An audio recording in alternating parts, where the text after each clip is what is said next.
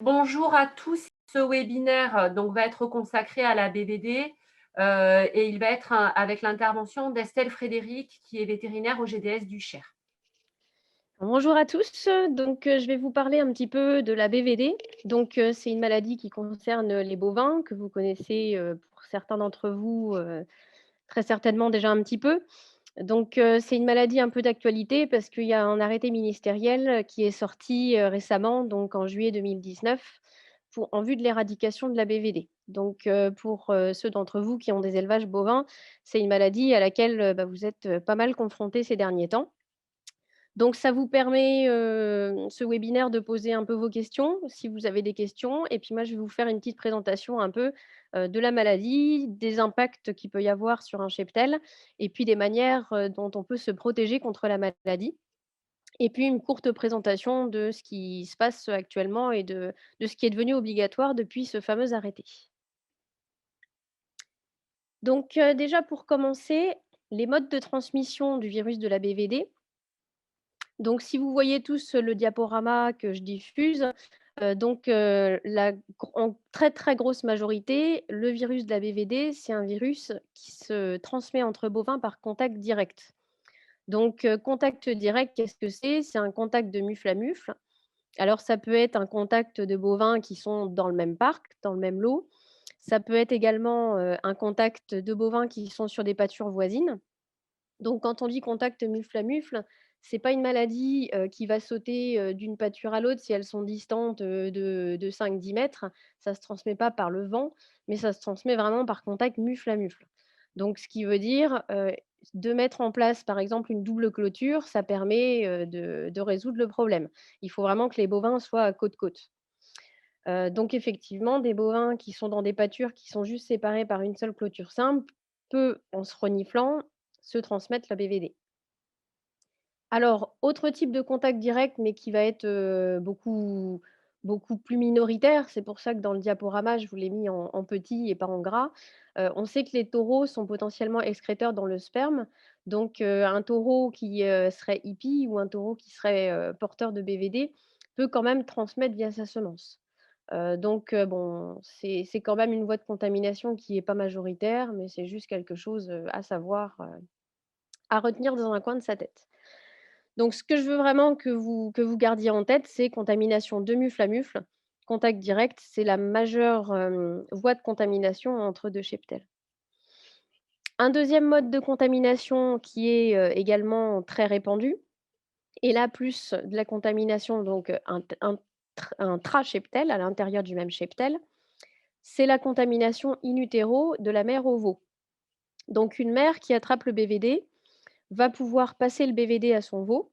Donc ça se transmet, de manière assez importante, et on va le voir tout à l'heure, ça va avoir, une signification au niveau de l'élevage beaucoup plus importante parce que c'est des veaux qui vont rester, positifs toute leur vie. Cette voie de contamination, c'est la voie de contamination qui va, faire vraiment s'implanter la BVD à l'intérieur du cheptel. Ensuite, les contaminations par contact indirect sont quand même beaucoup moins fréquentes. Donc c'est des contaminations qui vont pouvoir se faire, par exemple, par un échange de bétaillère avec du fumier qui est dedans. On me pose souvent la question, la bétaillère, si elle est lavée, mais que je mets pas de désinfectant, c'est pas une maladie qui est très résistante, hein, dans le milieu extérieur. C'est vraiment de la bétaillère avec fumier. Soit vous passez la bétaillère vraiment, une bête qui sort, l'autre bête qui rentre, bah, effectivement, il y a un tel délai court que ça peut se transmettre. Ou sinon, bah, voilà, la bétaillère a pas été nettoyée, le fumier reste, et là, pour le coup, comme vous voyez là en haut à droite de la diapo, le virus peut persister quand même une dizaine de jours dans les bouses, parce que c'est un milieu qui est humide, qui est plein de nutriments, donc qui est quand même agréable pour un virus. Par contre sur, du matériel type, pince-mouchette ou sur des barrières, ça tient vraiment très peu de temps. Voilà. Si la bétaillère est suffisamment lavée, et qu'on enlève le fumier, ça suffit. On peut avoir une contamination par contact indirect avec du croisement de matériel ou de par contention avec un atelier d'engraissement. Si vous utilisez juste, un moment après l'autre du matériel ou des parcs, avec des bovins qui sont pas forcément de statut sûr en BVD, ben, on peut avoir de la contamination comme ça. Donc si vous avez des questions sur cette diapo-là, n'hésitez pas à les garder pour la fin. Alors, le mode de transmission, en fait, vous allez avoir, 2 situations possibles. La transmission sur un bovin non gestant. Donc le cas de figure, classique, c'est vous avez, un lot de laitonnes, qui ont été sevrées, l'automne précédent, qui sont en pâture, qui sont pas gestantes du coup, et qui sont au contact, par exemple, d'un lot voisin qui a du BVD. Donc le bovin non gestant, là qui est, sur la diapo qui apparaît en vert, va s'infecter. Ensuite, va devenir donc le petit bovin rouge au milieu de la diapo, donc va devenir, un bovin qui va être, infecté transitoire, donc c'est-à-dire qu'il va, être contagieux en matière de BVD, mais de manière transitoire. Alors ça dure généralement une quinzaine de jours, ça peut durer un peu plus, un peu moins et pendant cette phase-là, effectivement, le bovin non gestant va pouvoir, transmettre le BVD à d'autres bovins autour. Au-delà de cette quinzaine de jours où il est contagieux, ensuite le bovin va se guérir, donc c'est le petit bovin, bleu-violet qui est sur la droite. Donc le bovin va guérir, il va faire des anticorps, donc pour combattre le virus et après ce sera un bovin donc immunisé pendant une durée qui est un peu variable, hein. L'immunité, n'est pas forcément la même pour tous les animaux. Donc ce bovin immunisé va être guéri. Donc effectivement, à ce moment-là, c'est plus un bovin qui est dangereux, c'est un bovin qui peut être conservé.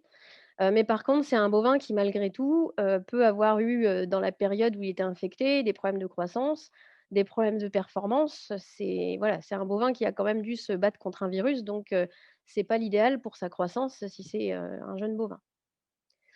Donc là, effectivement, ces bovins-là, c'est des bovins qui vont permettre une circulation de BVD dans un lot pendant quelques semaines, hein. Il y a un bovin qui va être infecté, ensuite il y a l'autre, ensuite il y a l'autre, donc ça peut durer quand même quelques temps si vous rajoutez 15 jours par bovin et que les bovins s'infectent les uns après les autres.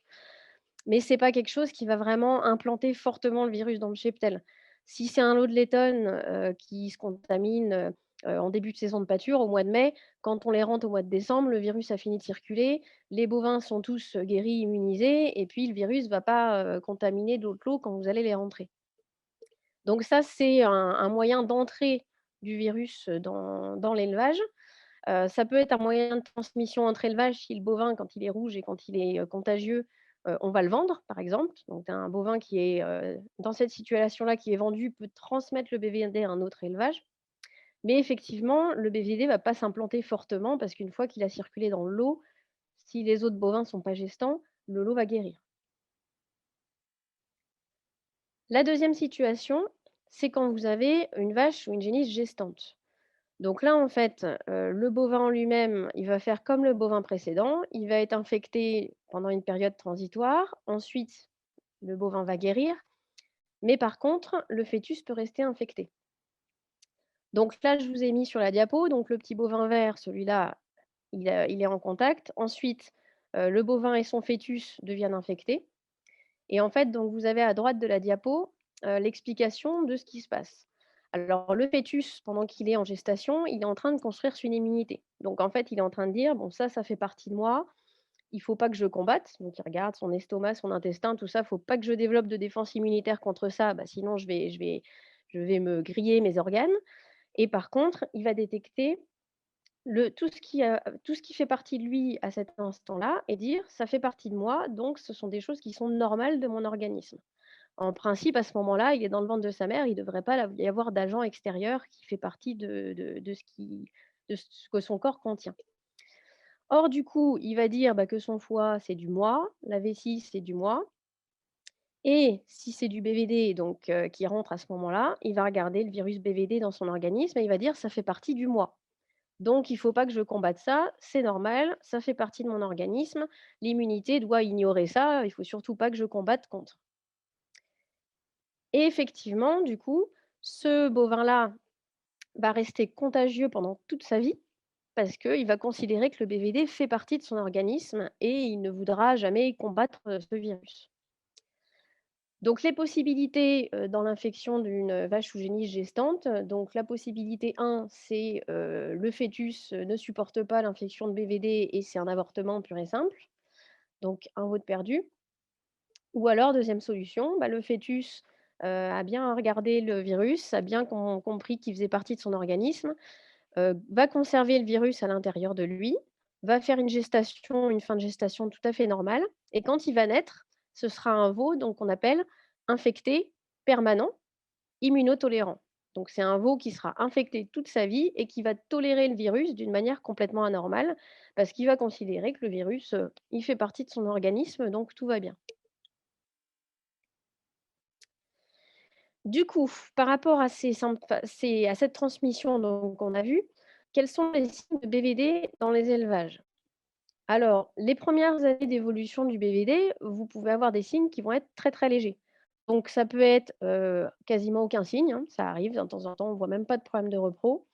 Ça peut être des signes vraiment légers, des retours en chaleur, des vélages décalés, mais pas plus que ça. Alors tout simplement, c'est de la mortalité embryonnaire. Vous avez la petite vache là avec, son embryon. Au moment où elle va s'infecter, par le virus, l'embryon va être contaminé aussi et ça va déclencher une mortalité embryonnaire. Vous allez rien voir parce que l'embryon est trop petit pour être vu comme un avortement, mais effectivement, on va voir un retour en chaleur. Alors les signes de BVD vont prendre de l'ampleur à partir du moment où on aura beaucoup d'hippies dans l'élevage, parce que, bah, ces fameux hippies, ils vont être, infectés toute leur vie, mais aussi ils vont cracher du virus BVD dans l'élevage pendant toute leur vie. Donc vous allez avoir, des gestations qui vont se faire de manière anormale à cause du virus, donc avec la naissance de veaux aveugles, la naissance de veaux qui vont être mous, qui vont être bêtes, qui vont pas savoir téter et éventuellement des veaux mal formés. Vous allez avoir aussi des mortalités, donc qui peuvent concerner les hippies. Alors un hippie, on dit souvent que ça meurt avant 2 ans, hein, mais des vaches hippies, ça existe. C'est rare, mais ça existe et les hippies peuvent être des très beaux veaux, hein. Ils peuvent, être super beaux, bien culards, bien comme il faut, jusqu'à un certain âge, puis d'un coup, paf, ils décrochent et ils meurent. Et le signe qui va être, le plus embêtant économiquement, c'est que sur les veaux qui ne sont pas hippies, vous allez avoir des veaux qui vont s'infecter de manière transitoire au contact d'un hippie. Donc l'hippie va redonner la maladie à un veau normal et en fait, on peut se retrouver sur une campagne avec, 25 veaux qui ont la diarrhée. C'est des diarrhées qui se soignent mal parce que les veaux sont tout le temps au contact du BVD. Donc en fait, les diarrhées, il y en a qui vont mourir alors qu'ils ne sont pas forcément hippies, hein. C'est des veaux normaux qui vont mourir parce qu'ils ont été contaminés par l'hippie d'à côté et également des problèmes de grippe. Donc c'est généralement ce signe-là qui, signe l'explosion de la BVD dans un élevage parce que là, il commence à y avoir vraiment beaucoup d'hippies et ça fait beaucoup de casse. Alors les moyens de se protéger. Donc effectivement, la contamination, entre 2 cheptels se fait par des contacts mufle à mufle. Donc le plus important contact, bien évidemment, et le contact le plus prolongé, c'est quand on achète un bovin hippie ou infecté transitoire. Donc soit un bovin qui est infecté permanent, soit un bovin qui est dans sa phase de 15 jours où il a du BVD et où il peut quand même transmettre la maladie, même s'il va guérir après. La maîtrise des achats donc, est essentielle dans la maîtrise de la BVD. Ça se traduit tout simplement par une prise de sang d'achat où on fera une analyse virologique pour le BVD pour vérifier si le bovin n'est ni hippie, ni infecté transitoirement par le BVD. Et par contre, bah, comme on a ce risque d'introduire un hippie, si on achète une génisse ou une vache gestante, il faudra mettre en place des analyses spécifiques. Parce qu'effectivement, si vous achetez, une femelle gestante qui, elle, a eu le BVD, mais qui est guérie, mais qui a quand même encore un hippie à l'intérieur, donc on appelle ça un cheval de Troie, en fait, hein. C'est un animal qui, est guéri, mais qui porte un veau hippie. On mettra en place des analyses spécifiques en fonction du GDS, donc à voir avec votre GDS départemental, pour vérifier que le veau porté par cette femelle achetée n'est pas un hippie. C'est effectivement quelque chose de très, très difficile parce que vous achetez un animal qui va être, négatif en BVD alors qu'il peut porter un veau hippie. Donc là, effectivement, si vous achetez des génisse sauvages gestantes, n'hésitez pas à passer un coup de fil à votre GDS pour savoir, quelles analyses on peut mettre en place spécifiquement pour ce cas-là. Alors la deuxième façon qu'on a de pouvoir, rentrer des animaux porteurs de BVD, c'est, des retours de marché ou des retours de rassemblement. Donc des animaux qui se seront contaminés à l'extérieur et qui reviendront dans le cheptel, donc attention à ces animaux-là. Et également, il faudra qu'on maîtrise les contacts de voisinage. Donc si des bovins se mélangent avec un voisin, il ne faudra pas hésiter à contacter le GDS pour mettre en place des analyses, pour vérifier que, ces bovins ne sont pas contaminés avec le mélange. Et s'il y a un voisin de pâture qui est supposé ou connu infecté, bah, ne pas hésiter à contacter le GDS pour mettre en place, un plan de maîtrise pour éviter de se contaminer à partir de ce voisinage. Alors pour terminer, la BVD donc c'est une maladie qui, fait l'objet de mesures obligatoires. Donc comme je vous le disais en introduction, depuis l'arrêté du mois de fin juillet 2019. Donc ce qui est devenu obligatoire, c'est le dépistage des cheptels bovins. Donc le dépistage de ces troupeaux se fait soit par analyse anticorps, donc on cherche les anticorps sur le sang de prophylaxie ou sur du lait de mélange, le lait de tank. Donc ça, c'est le choix qui a été fait en région Centre-Val de Loire. Soit sinon, le dépistage va se faire par virologie, donc recherche directe de virus sur le cartilage des veaux naissants. Ensuite, les élevages qui seront sortis positifs sur ce premier dépistage vont passer en assainissement. Donc, si résultat positif, on fait des recherches de virus pour vérifier que tous les bovins du troupeau sont bien non hippies. Et si on trouve des hippies, ils doivent être éliminés sous 15 jours. Donc, ils peuvent partir en abattoir, parce que ce n'est pas une maladie qui est transmissible à l'homme et la viande est tout à fait consommable. Donc, c'est des bovins qui peuvent être envoyés à l'abattoir ou sinon, si vraiment il n'y a pas possibilité de les envoyer ou qu'ils sont en trop mauvais état, c'est euthanasie.